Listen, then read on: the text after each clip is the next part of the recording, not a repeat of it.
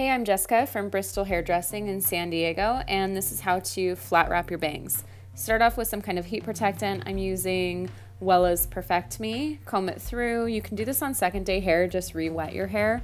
Then use a flat brush and a blow dryer with a nozzle. And then just start concentrating at the root area, wrapping it one direction, then flat down, and then the other direction.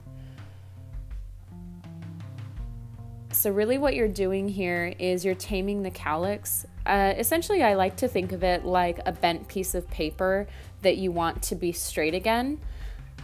You just have to bend it the other direction. So just go back and forth using your head shape to mold your hair. Really press against your head, and this will make everything really nice and smooth and lay just very flat for you in the front.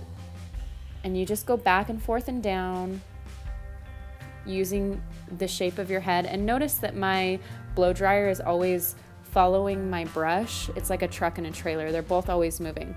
Now, for any bang type, this technique works really well. Place your brush underneath and then start curving under at the ends, and that'll just finish everything off and give it kind of a more polished look.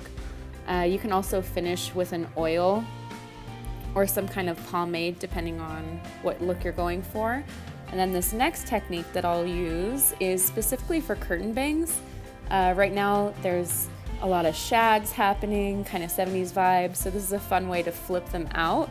All you do is start with the brush on top and curve it upward and blow dry from underneath, and that'll give it a little flip. Let it cool before you completely release the brush, and let it cool before you kind of go through and mess with it.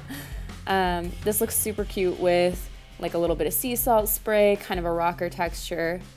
It's just a fun way to play around with bangs and get a different look. And that is all.